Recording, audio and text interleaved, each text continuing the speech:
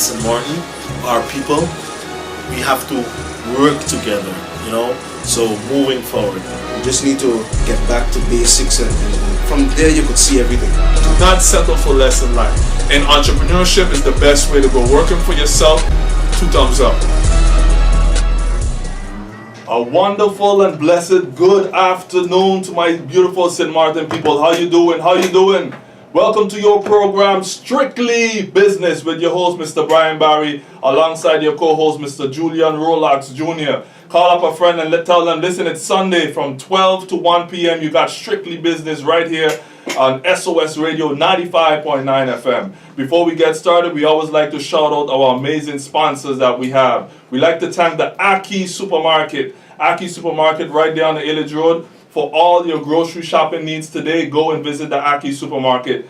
Then right there on the Illage Road as well, we got the Los Mejores Barbershop. You know, for the ladies as well, for the men, you want a fresh cut, go and visit the Los Mejores Barbershop. Then if you're thinking movies, think the Video Block right there in French Quarter. Get all the latest movies on DVD and also on USB or loaded on your hard drive as well. Then if you're thinking good food, think on Jerky's. Jerky's Tiki Hut right there on the Illage Road for some great tasting barbecue, great tasting chicken leg and Johnny cake. Also, we have Jerky's right there by the Plaza Casino as well. And not forgetting, we got Jimmy, Fat Boy Jimmy, right there on the Pond Fit for some great tasting food. Of course, we like to thank GB, GEBE, our water and electricity company. Thank you for your continued support. And we also have J&J Properties for all your apartments and commercial spaces. Give them a call today at 588-1216. That is 588-1216. And last but not least, we like to thank the Bold Chance Electronics Store. For all your electronical needs today, go and visit the Bold Chance right there located on the front street. Thank you so much for all our great sponsors. Brother Rolax in the house, what's up? Man, Barry, how you doing, brother? Good afternoon. How you doing today, bro? Bless. How things on Carnival, I mean? Carnival rolling along. You're rolling along. It Yes, was okay, sir. you know, it was okay. I went Juve. I went to see how people dance and have fun. You went as a spectator? No, I just sat up on the side there on the road, boy, by Aki Supermarket there and watch the people So you don't get your sweat on? No, brother, no. Yo, I realized something though. We talk every day the same thing, Brian, but it's like it won't go through some people's ears, but you know. But we're gonna keep working. Of course, we're gonna keep working.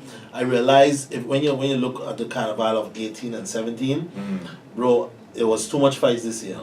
You know, it was a lot of fights, and it's like even though people are having fun to get rid of the stress from the hurricane, but I think had people still was, you know, stressful. But you think if we do a research throughout the Caribbean, Aruba, Curacao, and whatnot, where has more fights? Anytime you have Carnival, you have fights? No, but brother, I'm comparing 2018 and 2017. Okay. And 2017, the Carnival didn't have this much fight. I don't know if it of course had a fight, but now this year, every 2-3 minutes had a fight. I think anytime you have alcohol involved, you will get fights. There you go.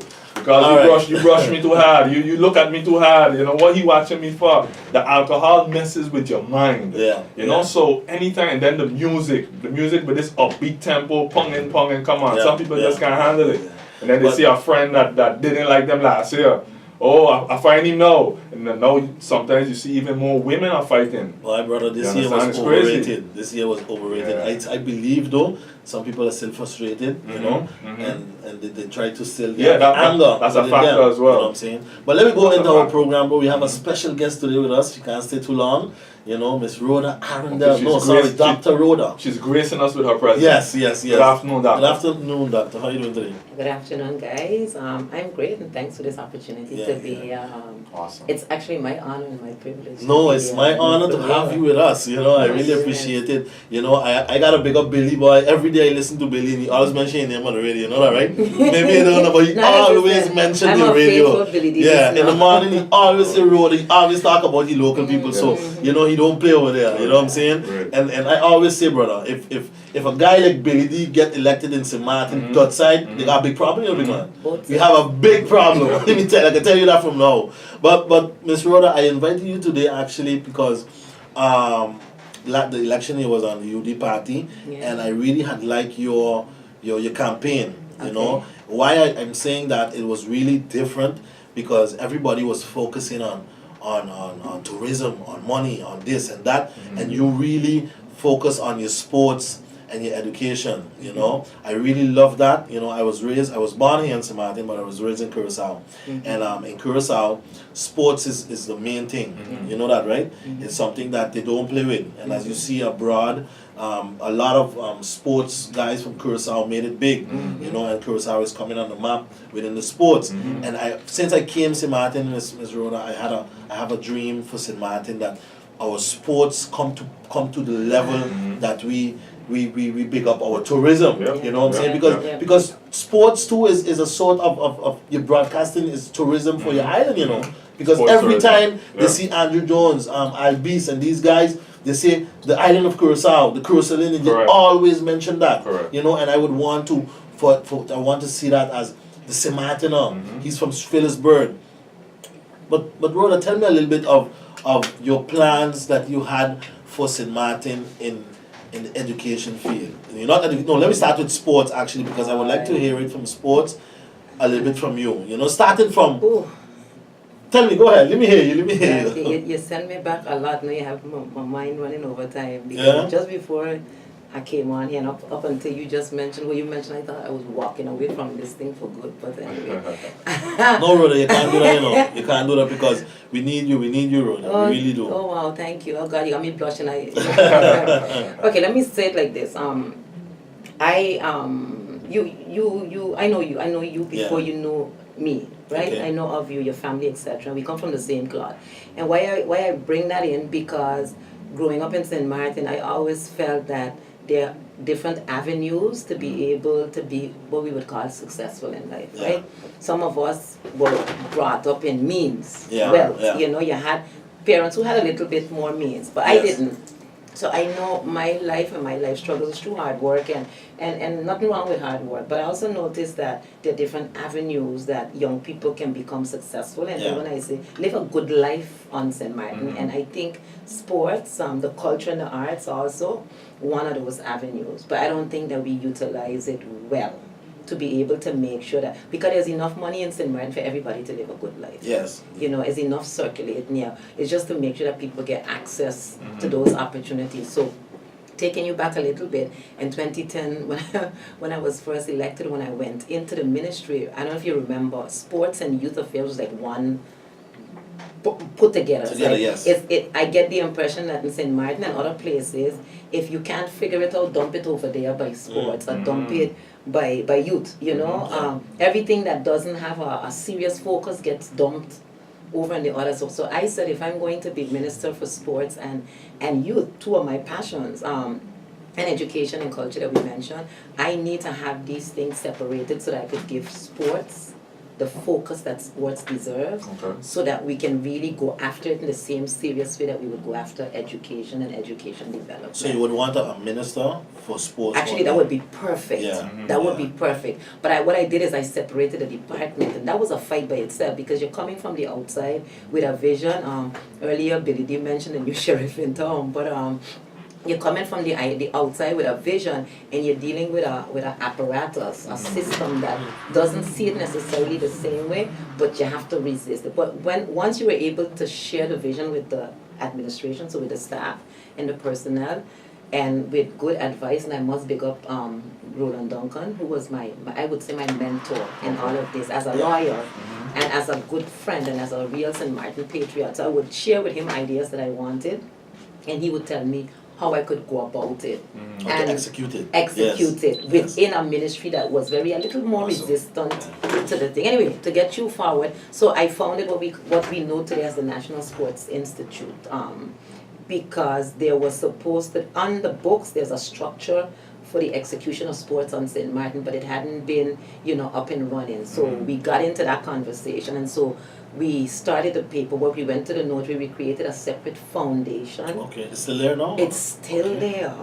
for the execution of sports. But like everything else, I don't believe that you can just put money and put a foundation together and leave it alone. That too was a challenge from within the administration, because what I was suggesting is that the Ministry of Sports is going to be funding all this this execution of sports. Like we do now, we give money to teams to travel, we do this, etc. But you can't just take taxpayers' money and give it away and not hold people accountable. Yes. Okay, so hand in hand with that had to be a sports policy.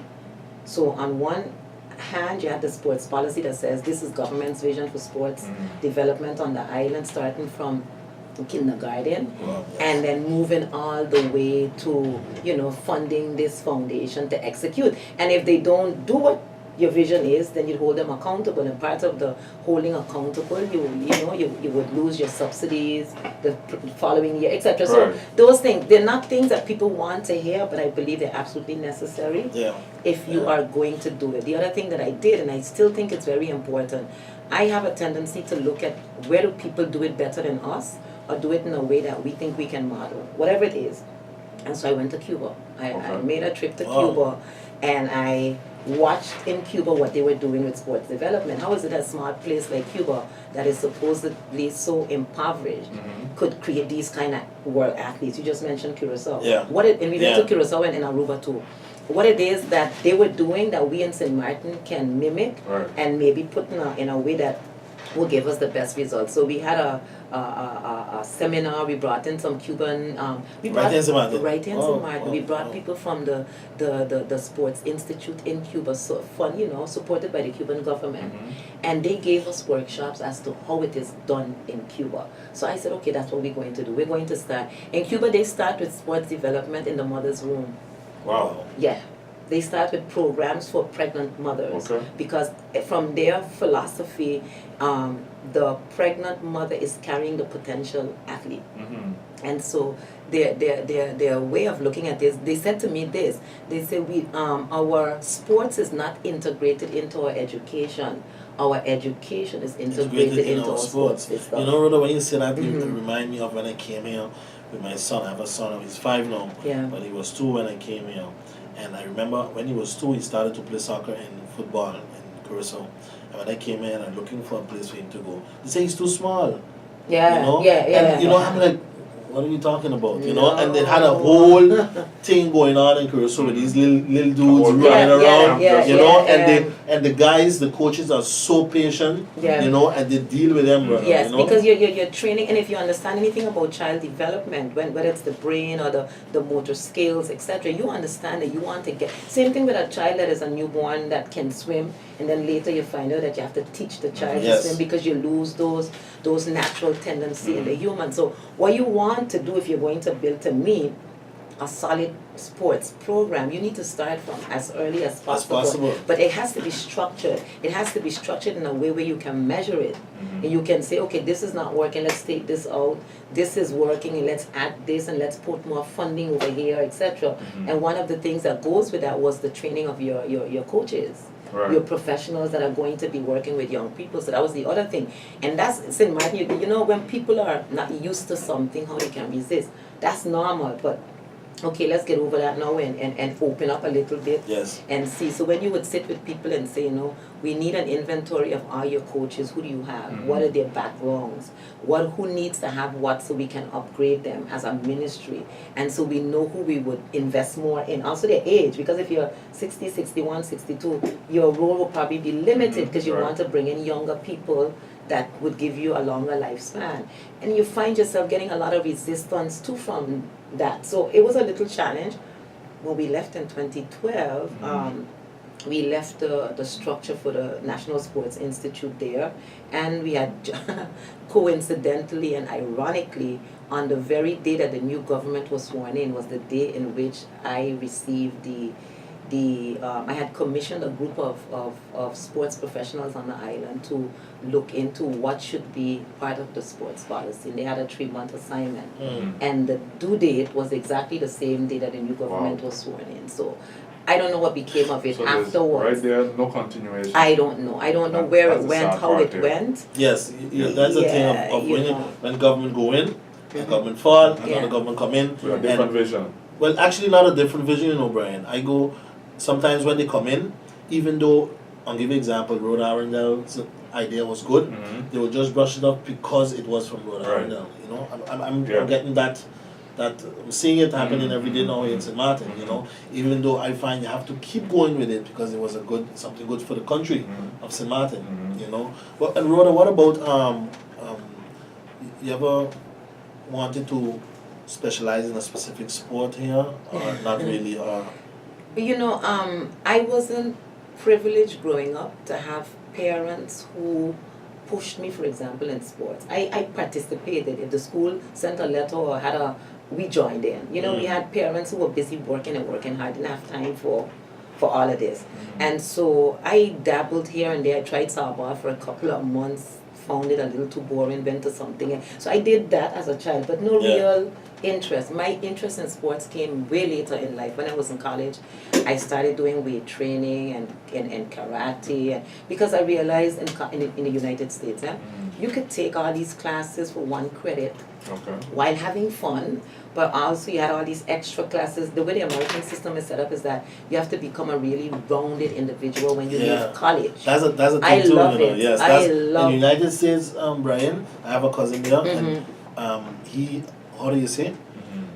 He goes to school and he comes home till maybe in the evening or after 6 because they go to baseball, they go to football, they do all kind of sports, and then at a certain point they will see, I don't know if they have people to see, all right, you have to keep going, or they would advise you that this is your sport. That is where you, and my cousin, he was good in American football, you know, so he had to keep striving in that sport, you know. But even though maybe you won't become a professional or something, but at least you had fun when you're in a young age, and know, then you're learning the importance of it to your well-being as a human being. Yes, you know, because discipline, physical you know? activity. Because what karate taught me was a lot of discipline. For example, so when I came back to the island, I signed up with kickboxing, then I tried this, etc. But my sport that I really fell in love with later in life was volleyball, because it allowed me, you know, to use all the motor skills as you would as a child, and you know, you could do something that you could do for the rest of your life if you want to. So I've been doing that. Well, I have been, because I have like 3 years now not actively playing, but it's a sport that I like, and I think it's also a good foundation sport. In a sport like volleyball, you use every single muscle in the body, and you're able to develop all your different motor skills that can lead to other sports, etc. So I always believe that whatever you do in life, as an individual, you have to balance the physical with the mental and the spiritual. I think those 3 have to get equal balance as a human being to make you the best human being that you can be. But in Curacao, they have a system, right, where, if I'm not mistaken, the government have a fund for coaches, right? So you get coaches here, because I keep hearing here in St. Martin, the problem is coaches, you can't get coaches, people have to volunteer, people just drop the kids on the field and don't have nobody to direct them, no coaches. Listen, I don't even know if it's coaches, because you can find just about, St. Martin people like to give. So if you say, come out tomorrow, I need you, look, Billy D puts on something in the parking lot, and everybody wants to get involved because Billy D is a good seller of what he has.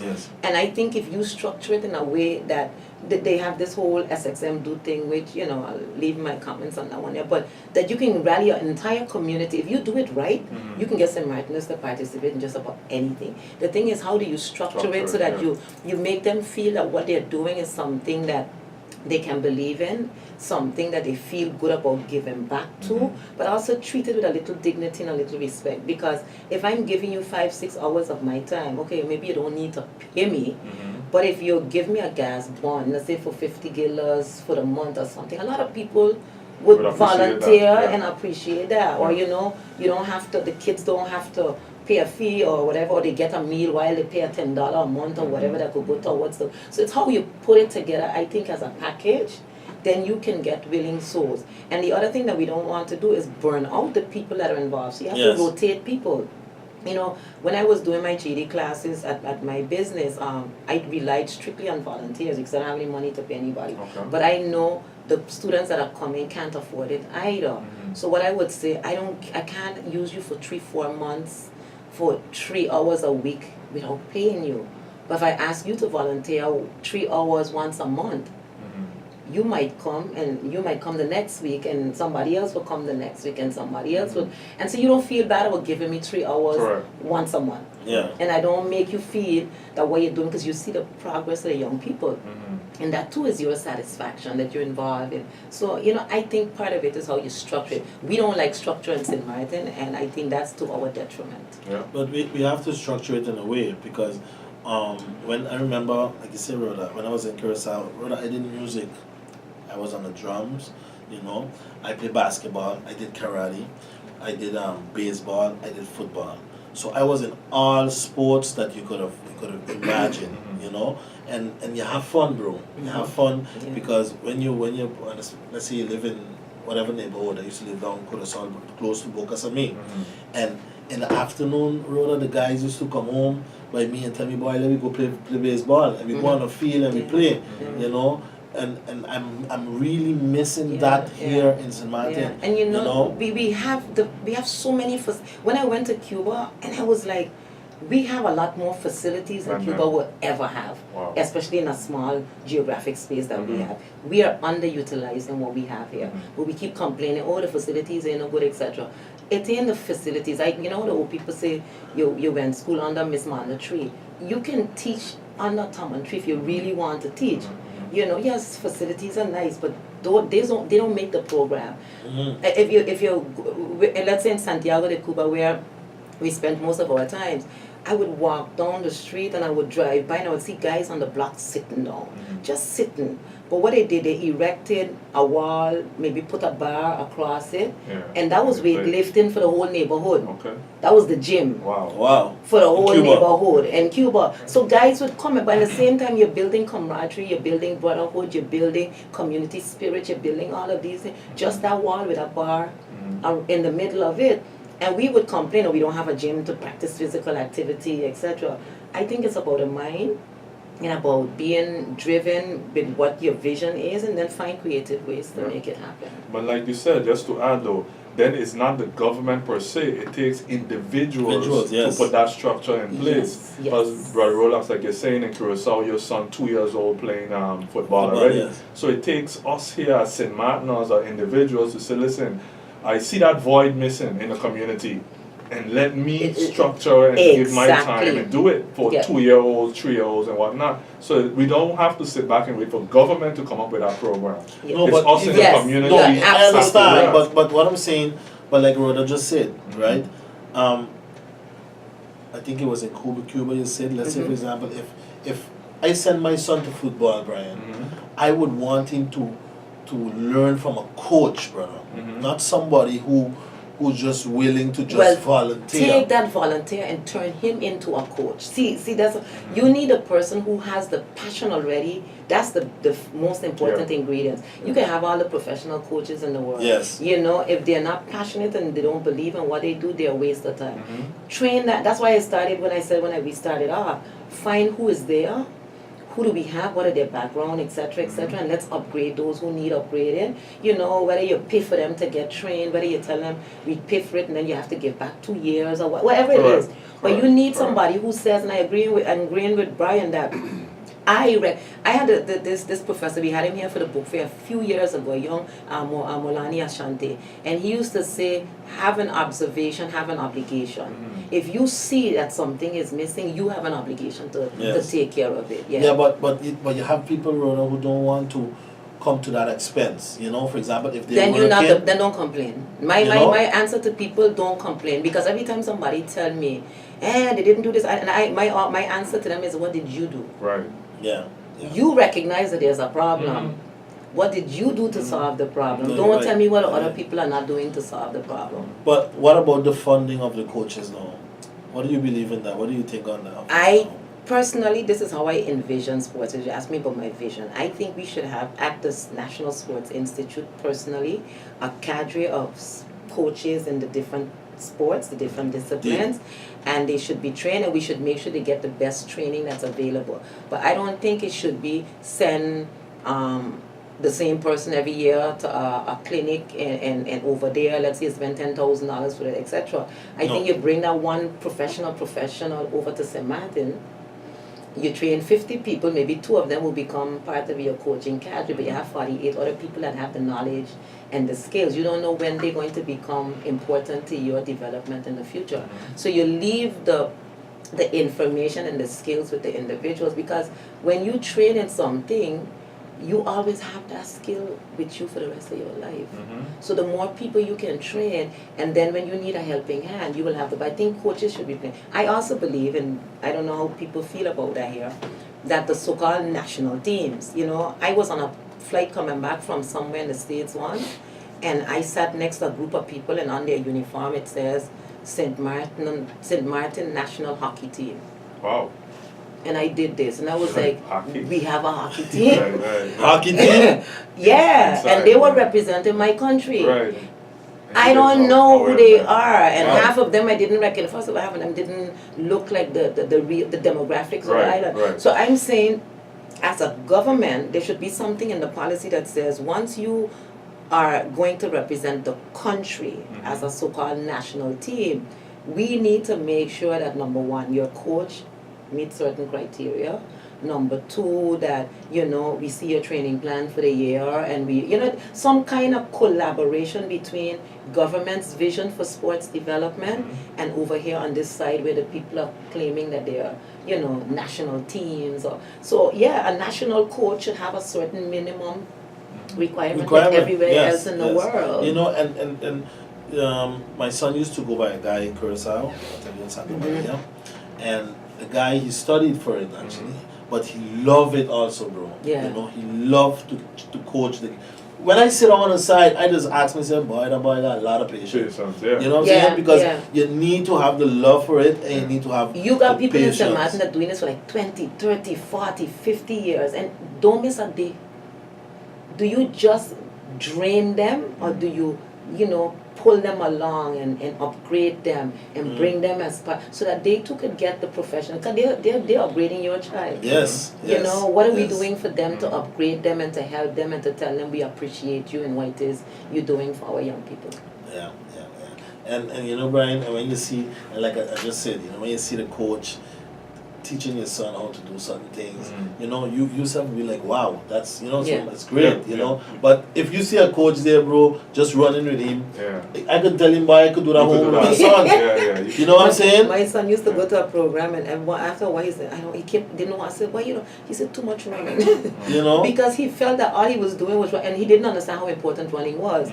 But when I sat down at least once, I was like, yeah, I understand exactly what you're talking about. You push them in certain things, and sometimes the coach probably doesn't know better, because he or she didn't get the training to say, you know, minimize this. This is more what you focus on, and he's going with what he has and what he knows, or how it used to be when he was doing it.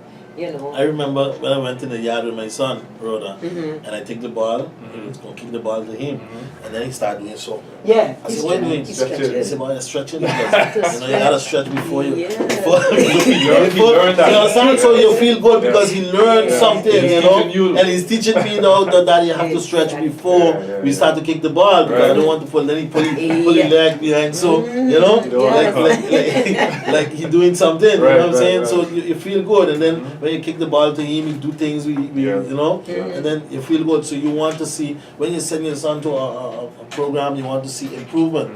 But Rhoda, I still believe, Rhoda, and I'm going to say it again, I believe that the government still have to set something in place, like you just said. You said Billy D just promote himself. Right? You have to do a certain promotion. When I was in Curacao, they used to organize all kind of like clinics, they just call it. You know, they come with Andrew Jones and they invite all the kids over, you know, and the parents them come, and then, you know, the kids start to play, and then Andrew Jones maybe sign a few balls for them. They do it here too, you know, but what my problem with the way we do it, it's too sporadic, it is too ad hoc, it is too, and that's why I was saying, leave a policy in place. It doesn't matter who comes after. That person will pick up the template and say, okay, you know what, we will change this because there's a new vision. You know, the new sheriff will change according to that vision, but there's a template to work from, and then there's continuity. So even if it ain't Andrew Jones, we know every year we have an annual camp, for example. So it might not be Andrew Jones this year, but we may go to our own local guys, like but what you're Skates, saying and, makes you so know, much sense, because with that structure in place, even if we use an example here in the station, if Billy D have to go on vacation, he leaves a structure of how things have to run. You need a even if template. somebody is coming in, to take over. But in government, they want to just throw that out because it wasn't this person doing it. Like you say, who's doing it? Yeah. Becomes an issue. And let's be honest, let me just be very, very frank with this. We need to, and I don't know how you're going to do it, because I think it's a conditioning of the society. We need to move away from this kind of politics where certain organizations and certain friends just get money and funding because. And one of the answers I was told when I questioned one at once, and it was that it was always like that. And I was like, okay, we need to move away from it was always like that. Let's look at some policy and structure here. And maybe our friends might get hurt in the process because they don't get a nice lump sum that they always get every year. But I'm sure we could explain to them how it's for the betterment of the country and the children and the long-term development of sports like on you the say, island. it develops young kids. It develops them growing up. It changes your life. When I was young, Rhoda, I'll give you an example. I went to Juve morning. We people are so good in getting up early for certain things. Why? You know what I'm saying? And don't sleep. I'm gonna tell you something. I'm standing up on the side of the road, Rhoda, and I'm seeing these 7, 8-year-old, 10-year-olds, brother, 11, 12 years old on the side of the road, 4 a.m. in the morning. Yep. Okay? My brother, when I used to be in Curacao, and on Saturdays the games used to be, you go sleep early. Brother, because you have to get up because you're playing against Marchena or you're playing against Buena Vista. Even though, bro, I used to be in the worst team. Okay. We used to lose, but I still used to love to go play. You know what I'm saying? Because you want to prove yourself. You want to hit the ball. Even though we lose, you feel good.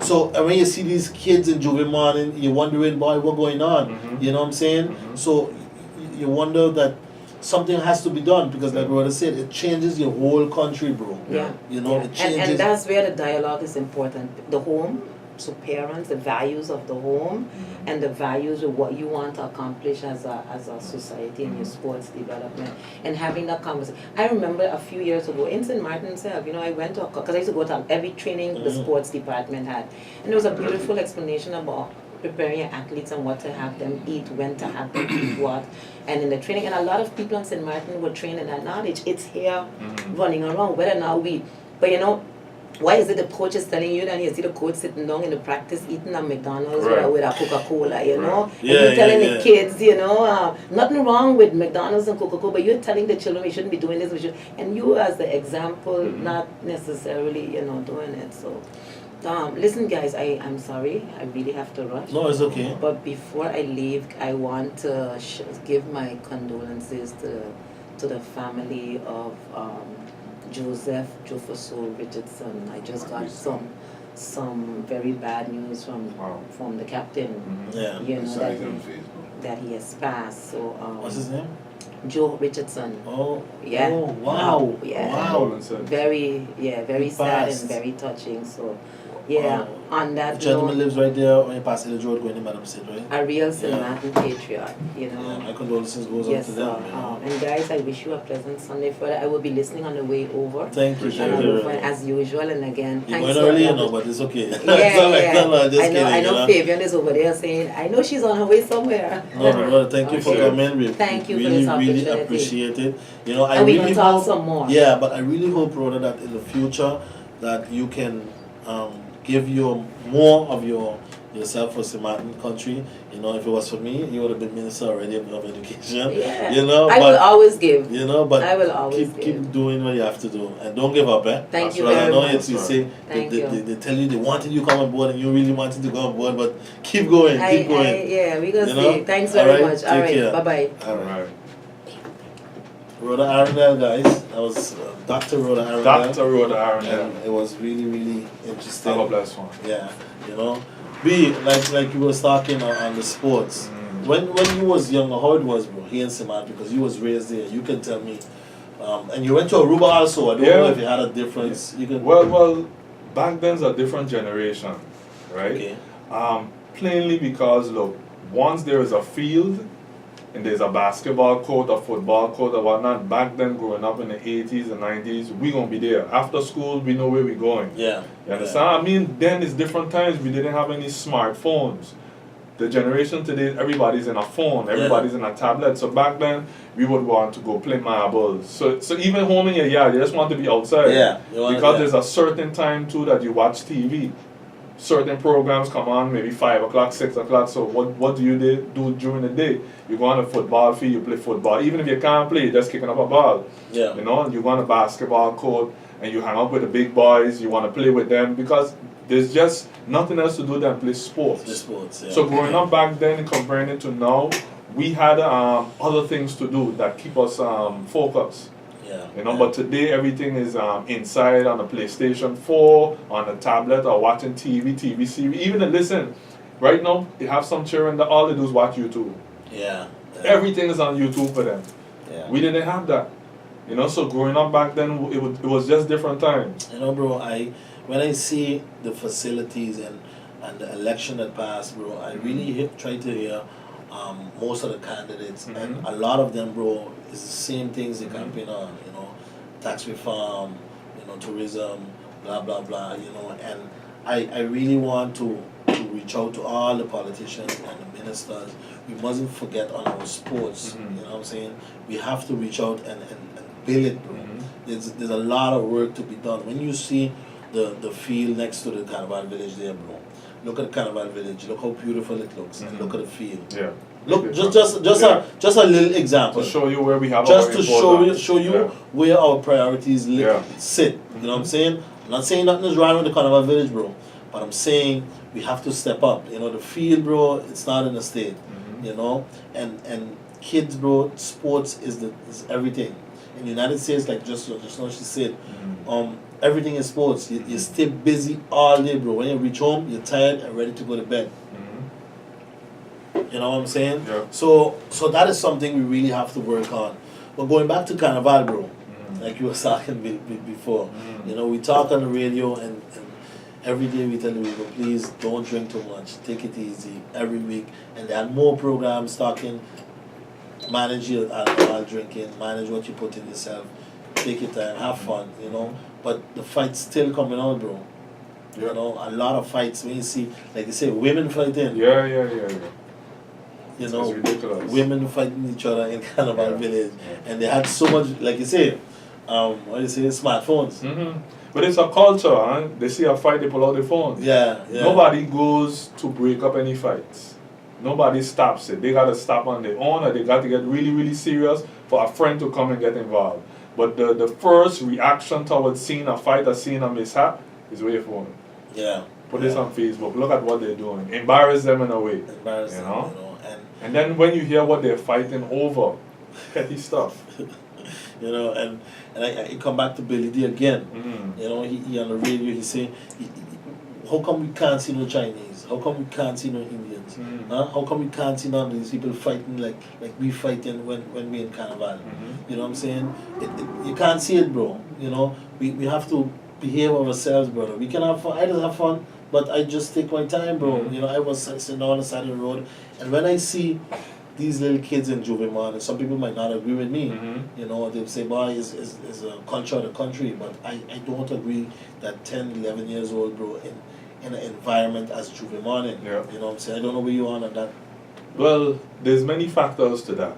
As we know already, children making children. Yeah. That's a big factor right there. Because if you have a 3-year, 4-year-old, and the parent themselves isn't much older, you understand? They're going and they're taking the children with them. Back then, your mother was many years older than you. Yeah. You understand? So where she was going, dying for the children. Big people had their place and children had their place. Yeah. Nowadays, you would go to the club and mother and daughter in the club. Yeah. Those wasn't things used to be going on back then because, like I said, children had their place. Yeah, because and grown folks had their own, but nowadays... Look, Carnival, bro, okay. Carnival, you have groups, and you have, like, masks and certain things. People just look at it on the side of the road. But, bro, a jump up like Juvie Morning, you know what you're going to see. Yeah, exactly, and it's exposing the young minds to, You to know, vulgarity. Yes, exactly. That's exactly what it is. But then again, we go back to the YouTube and stuff. The parents don't really mind because their children are already seeing that all the time. The videos that they watch. Yeah. They see all this vulgarity in the US and all over the world. So for them right now, they just, oh, she don't know about that already, he don't know about that already. Because we find it funny to see a 3-year-old, 4-year-old, what we call walking up. She could dance, he could dance, look how he could walk up. Yeah. Play the song, and then they have fun. It's fun for them to see, hey, yeah, A little one doing that. they got moves. But they don't understand, they instilling that vulgarity in the child. Bro, when I was seeing that, bro, I just, you know, it must be a way, brother, that can. Yeah. Okay, in the Carnival Village, they came with a rule, bro. What's Like that? I think it was if you're below 15, you had an age. Yeah, 15 and over. Yes, you cannot come inside The the Carnival shows. Village, the shows. Yeah, But Juvie Morning, you cannot control that. exactly. You know. So then right there, then, okay, it's not up to the Carnival committee, it's up to the parents. Yeah. And then again, the parents are young parents, most of them. Yeah. So they could care less because that's their child. They raise their children how they want. Yeah. Then again, they forget they're exposing not only the children to vulgarity, but how people dress at that time. Everybody want to be sexy. Everybody want to be in thing. So the 3-year-old, 4-year-old little girl, little princess, she want to be sexy too. Yeah. The boys watching how the other fellas them dress, the late child, why he pants gotta be so low. Yeah. You understand? Yeah. Why he dressed so. So it's a lot of things that they're exposing their children to that later on they're surprised that they're doing, but they shouldn't be surprised. Look, bro, you can have fun, but there's a limit. You know what I'm saying? Like, I'll give you an example. They have guys walking around, bro, with masks covering the whole face. Yeah. You know, I know certain countries that you cannot walk with that Correct. kind of. I see it too. It's You know, in ridiculous. Curacao too, Yeah. you cannot do that. Okay, Yeah. even though the crime rate is a little higher than here. Yeah. But you can't do it, Brian, because even here, people chop up each other. You know, you pull out a gun, shoot a guy, and you have a mask, and you pull away, you run away. How they gonna find out who he is? Right. You know, they don't know what you're gonna do with that mask on your face at that time. You know what I'm saying, bro? Carnival is a nice period. I love it, bro. But there's certain things we really have to look into. You know what I'm saying? Because sometimes things get looked into when it happened. Correct. You know, but we Correct. have to look at it from Before, from yeah. now, before it happens. Yeah. You know, because every year, like I seen it getting worse. Last year didn't have so As much much fights. fights, yeah. Now have everywhere you turn around, Juve had fights. Even in Carnival Village, fights breaking out straight. You know, and it's going on video. You know, people looking at these things abroad. All over the world, they're gonna look at these videos when they go viral. Where this happening in St. Martin? Yeah. You know, so what kind of promotion is that? But there's no returning back to how things were, bro. With the age that we're in now, technology, everything is just getting out of hand. Everything's getting out of hand. It takes a parent as an individual to want to instill certain ways in their child. Yeah. You understand? It takes that parent, regardless if they're young or they're old. You want to see a child, your son grow up to be a gentleman, a man, Yeah. or you want to see a daughter grow up to be a queen, a princess. How to respect a woman. It takes that parent to do that. Because the society ain't going to do it for you. And like before, remember before they say it takes a village to raise a child? Yeah. You're not getting that. Forget about the village. The village don't exist no more when it comes to raising your child. So that's why we're seeing things. People still mention it, you know. People still, Of course, because the older heads understood that. But right now it's a bunch of individuals, all the responsibilities now on the parent by themselves, and they can't handle it. Why? Because again, there's a lot of single parents. Yeah. There you go. Because sometimes maybe the father disagrees with the mother and daughter going, but he ain't living with he ain't living with the child. Yeah, well, You understand? Yeah, He ain't living with the mother and the daughter. Yeah, So but he don't have no say sometimes. Yeah, but even so, okay, all right. They have single parents indeed, but they have mothers that don't play with it. Of the course, sons, daughters, you of know. course, we're not saying it's all. Yeah. It's not all, but a big majority. I know, but what I'm trying to say is it's Really? possible Yeah. to do it on your own. It is. You know, it's possible. Yeah. It's not the best way, Mhm. you know, because I would always prefer the mother and the fathers together because one would always be missing in the young one's life. Mhm. But it is possible, and like you say, some people sometimes I don't know if they give up. Yeah. Because I mean, it's for the fathers too to take responsibility, because I can't see myself as a father. My daughter, she ain't going out looking a certain way. Yeah. Plain out. But how to deal with understand? it though? How to deal with it as a parent when your son come home and tell you he wants to go to juvie morning? Come on, that's simple. You know, how? My son is 14 years old. He has his friends going to school. They could talk about juvie, they could talk about carnival, they could talk about all what they want to talk about. By the end of the day, me and his mother gonna make a decision. Yeah.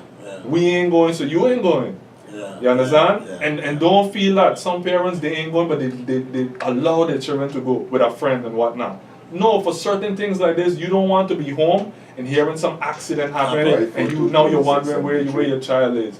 Because these are a type of events that you have masses of people. Anything could happen.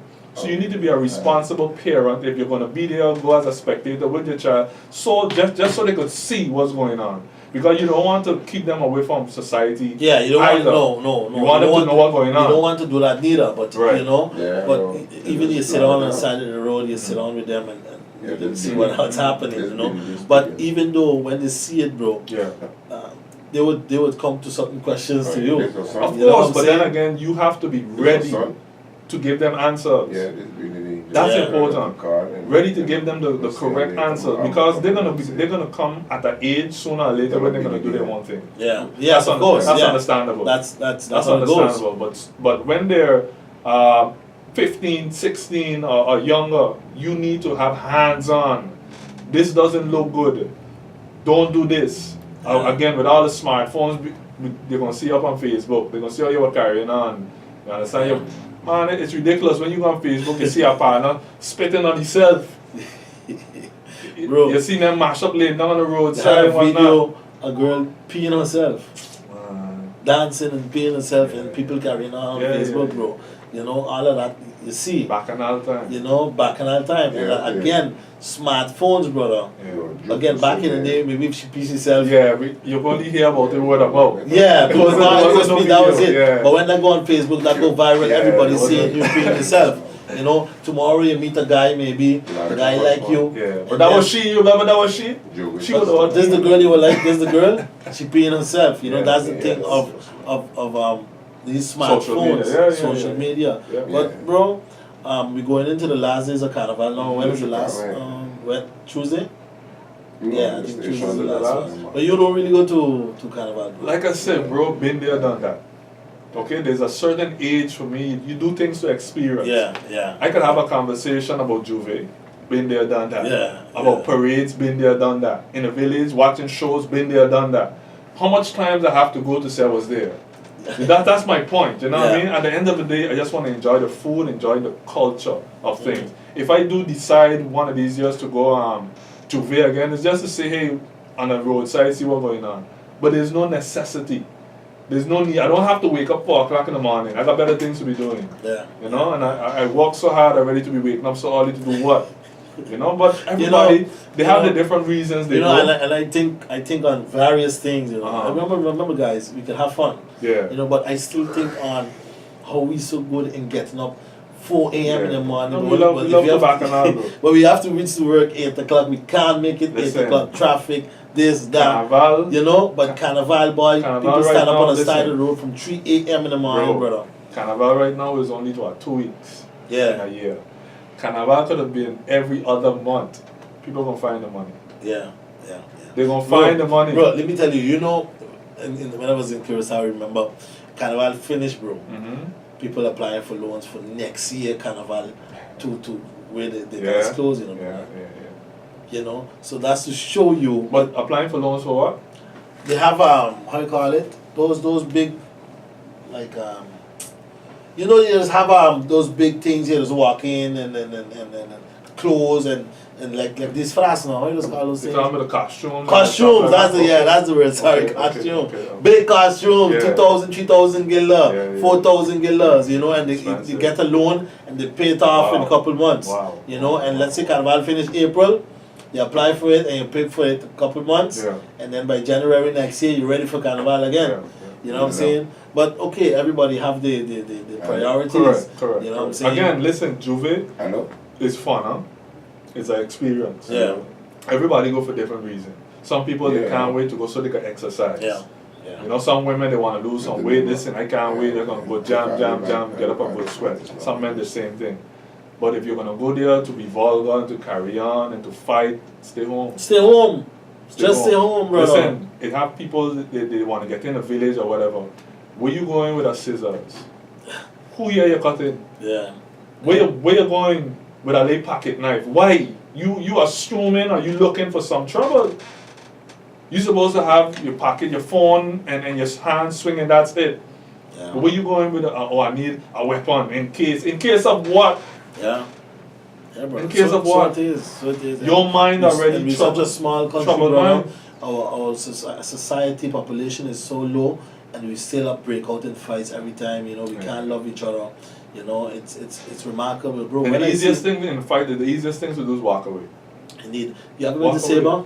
Yeah. Bro, when I never been there, but when I That's a see, long time ago. yeah, when I see the videos of Sabre, bro, you know, they don't have many people living there, No, but not much. it is so peaceful, bro. You know, the place is so quiet, Yeah, but and the people live with anywhere each that's other. populated, you're gonna have rupture Yeah, because you have yeah. mixing of cultures and personalities. It's gonna always be that way, man. We just need to understand how to get along. Have fun, get along. Yeah, we have to get along, you know. That's all But it is. you know, bro, when you see me myself, I avoid. You know, let's say Juvie morning, I never went to Juvie morning, and I don't think I would ever go to Juvie morning. You mean to jam? To jam. But just yes. look. I stand up on the spectate. side of the Yeah. road and I look at it Yeah. and I go home. Yeah. Because I see trouble Yeah. in Juvie Mixing morning. with the crowd. Yeah, mixing like with the that. crowd. I see Yeah. trouble Yeah. because if bro, they have different reasons that somebody may not like you. Correct. Somebody, maybe he don't like Brian, he don't even know you, bro. Yeah. But he just don't like you. And then he would look for trouble on that day just to get at you. Or if you're with your wife or whatever. They don't respect nobody, bro. Yeah. Nobody don't respect nobody in Juvie. But You know what I'm saying? that's the thing I'm trying to get at. We need to look at when to say, hey, I've been there, done that, have that Yeah. experience. Because me today, okay, respectable businessman and whatnot. But if you want to tell me about Juvie, I have to say when I was going to school, I was in the midst. Yeah. You want to be there in the back of the band itself, in the crowd with the bad boys, and your hands up and you're throwing elbows. Those were the times, school days. Yeah, but not bro. working days, my brother. Not when I have to work and I have to go make a living for my family. I ain't there throwing. No, Yeah. you're gonna catch me there. You don't. You're not gonna catch That's me. it. And then again, it's a different time in your life. You're married now. When I was not married, you're looking for women. Yeah. You're jamming for women. Yeah. That's what the fun is. So I don't understand people who in relationships, respectable relationships. Yeah. Yeah. Where you going? Who you looking for? Yeah. There's Because that's why we have so much breakups during carnival yes, time. because in Juvie, nobody respect each other. Bros, jam up It on just- whoever, wind up on whoever. Jam up, wind up on whoever. Don't We care say if you're married word. or not. Yeah, We that's going. where the trouble starts. B, we had a very, very nice program today. St. Martin, thank you so much for listening to us. You know, B, when I'm on the road, I get our people listening to Yeah, us. man, You know, so they really do. yeah, so I gotta say thank you, and we're gonna stay here for St. Martin, SOS Radio. Thank you so much. Strictly business, right? Yes, sir. St. Martin people, the friendly island, enjoy yourselves. Carnival time is still here. You know, go out, have Almost fun. done. Be respectable to others. Thank you so much for your continued support, for listening to SOS Radio, Strictly Business, every Sunday, 12 p.m. to 1 p.m. And remember, life is all about choices. So be careful who you choose and what you choose because time waits on no Strictly one. business. Take care.